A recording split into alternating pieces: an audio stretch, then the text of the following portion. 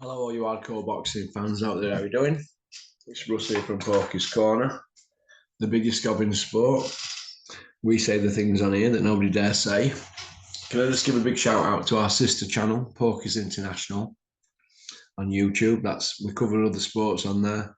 And give a big shout out to Boxers in Need, a scheme set up by my friend Gary at Welcome Estates.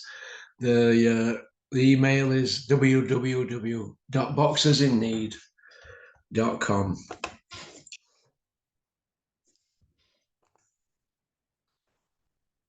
Right, here we go. Good morning. I hope everybody slept okay. Well,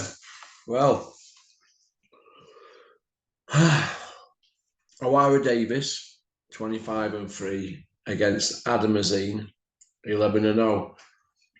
That's at the Copper Box on October 19th. What do I think to that fight? I think it's a good fight. I think it's a good fight for O'Hara to get in the mix. You've got to give him credit. You don't want a journeyman to come back to. He's fighting the next gen guy, isn't he? Adam Azine, a lot of big noises made about him.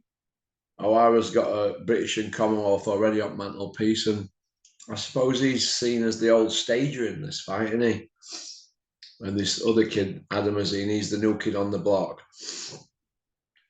And he's already got a European title to his name. So how do I see this fight panning out?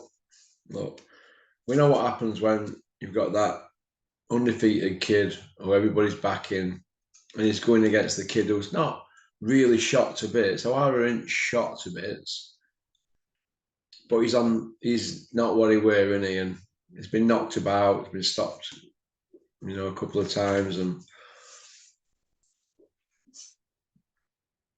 I like O'Hara Davis. I like his story. I like his struggle. I didn't think he would treat very good by the Matchroom mob. I didn't think they treated him well at all. I'm going to go for Adam Azine on points. That's what I'm going to go for. But we're going to see, aren't we? A lot of people won't give prediction in the boxing media on this. If they won't give a true prediction, should I say, if they're friends of either fighter, or they think that O'Hara's going to lose, they'll say, oh, it could go either way. But I'm going to go for Adam Azine. I'm going to put my bet on with my head, not my heart, because I've met O'Hara Davis, and like I said, I thought he bounced back well after Matchroom, treated him like a dog. But I think he's maybe just gone as far as he can and he's slipping a bit now. But we're going to see, aren't we? We're going to see. But that's on at the Copper Box, October 19th. So good luck to both fighters. Chukan Ziania, or something, whatever he's called, and Enos. I can't even pronounce it. $1 billion Eddie Hearn, aka Hills. I don't call him Eddie Hills now. I call him Hills. $1 billion man. He values his company at $1 billion, and he had $1 billion to spend at DAZN. Well, $1 billion Eddie, as Richard Schaefer and Leonard Ellaby and all them guys call him. He's lost another purse bid, hasn't he? Is it 10, 9 or 10 or 11, something like that?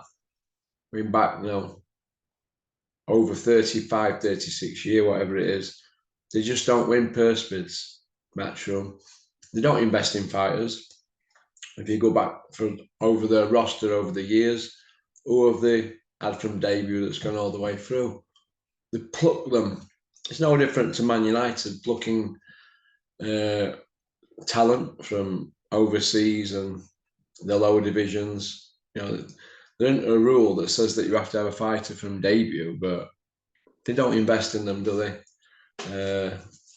They get them off of the promoters. But I want to see Matchroom start investing in fighters. I want to see them win purse bids, but they don't, do they? All they do is turn around and they come out with things like,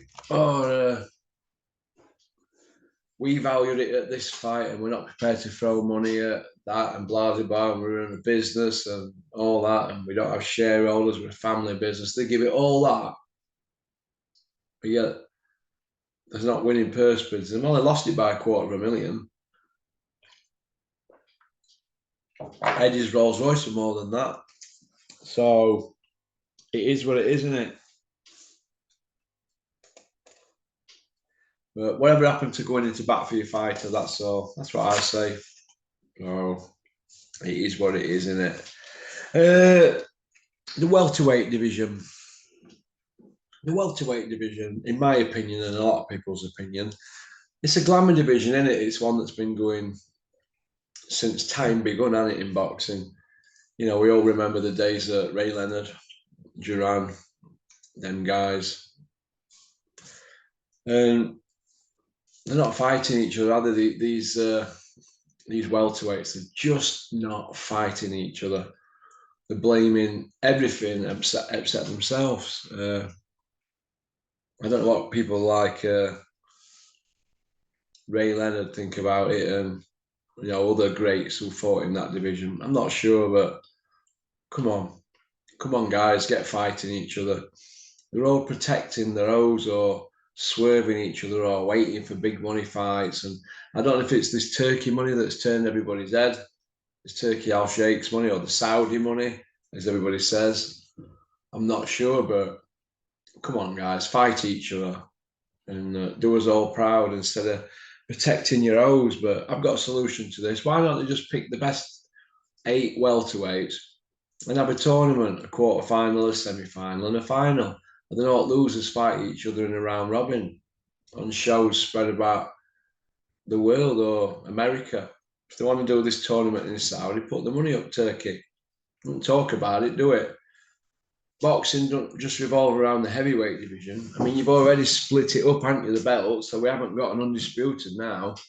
We've got Usyk with all the belts, WBC, WBA, IBO, WBO, Ring Magazine belt. So he's got 5 belts, Usyk. The other belt's owned by Daniel DeBar, which he got by email. Yeah, email. Unbelievable, isn't it? So let's have an 8-man tournament, all the welterweights. I'm not going to name them all. We know who they are. Get them all in the tournament, and let's find out who the best is. That's all we want to know, who the best welterweight is. It's a glamour division, isn't it? Goes back years, lightweight, featherweight, lightweight, welterweight, middleweight, light heavy, heavyweight. That's what I want to see anyway, but we're not going to get it, are we? So somebody puts the money up. So these fighters are going to continue to be parked up and just waiting for big money. I mean, if you went up to a fighter A and said, do you want to fight him for 50 million at welterweight? They're going to say, yeah. It's a money thing. It all boils down to money. Manny Pacquiao. I keep seeing things online and people keep saying things to me in emails. Manny Pacquiao, 46 years of age. What promoter in his right mind would want to put a small man, in the ring at his age? I mean, how many knockouts has Manny Pacquiao had in his last 20 fights anyway? Shocking, isn't it? He don't knock people out anymore. The promoters care for Manny Pacquiao. Now his shelf life's gone, isn't it? Now, what has he earned? 380 million. I've heard 360. Has the money gone? Where's it all gone? Is he a big gambler? I'm not so sure. But any promoter worth his salt putting him on any shows needs to have a good look in mirror. He should be ashamed of himself. Absolutely ashamed of himself. But what can you do? What can you do? Right, the Cruiserweight division seems to be hotting up at the moment, doesn't it? Cruiserweight division. Chris Billum-Smith was in talks to fight Ramirez in November. That's a unification, WBO and WBA. And then we've got Jack Massey's fighting Opitia for his 2 belts, IBF and IBO, I believe. The losers should fight each other and the winners should fight each other. So that division is starting to get red hot. Jack Massey's a former champion. I like him a lot. A nice kid.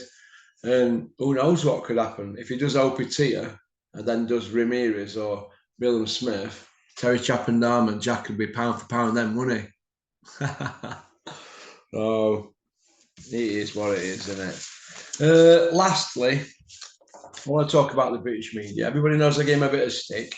I'm not ranting today, am I? Because I've got to go to work in a minute. But the point I want to make is this. 7:15 in the morning, been up an hour. Point I want to make is this. The British boxing media, I understand, right, that you all want to get access and you all want to get to the shows and get comped into nice seats and then even upgraded to VIP seats. And then if you're lucky, even get an invite to after party. And then if you're lucky, you might end up back at somebody's house. We all know what happens, don't we? And then you end up at home then, don't you? Looking out at blinds all week. Look, ask the proper questions. Don't be frightened. Don't be frightened. If you get cancelled, you get cancelled. Go out and get a proper job. But these people running around with cameras, I think Terry Chappendam was right. Camera jockeys, they're not journalists, are they? How can they be journalists when they can see in front of their eyeballs what's going on? I mean, some of these kids with cameras here, and they know they are. They're not journalists, they're not. But they know the boxing. They don't want to ask anything, do they really? And then you've got your old stalwarts like Colin Hart and Gareth A. Davis. You say he's a stalwart now, wouldn't you, Gareth A. Davis? These people, they get camped in certain camps. What a proper journalist does is he stays neutral, right? He stays neutral. It's not hard to do. Just do your jobs. Don't show yourselves up. That's what I say, but that's what you're up against, isn't it? They're letting themselves down. I know a certain American promoter on the East Coast who I'm in touch with. I never met him, but I'm in touch with him. He thinks they're all a joke, an absolute joke. They're in everybody's pocket, but the brass neck on these people, strutting around at these shows, they think that they're the fighters. Have you seen some of these people with these cameras and these media guys? They think it's about them. It isn't. It's about the fighters. It's not about the trainers. It's certainly not about the promoters and managers. It's about the fighters.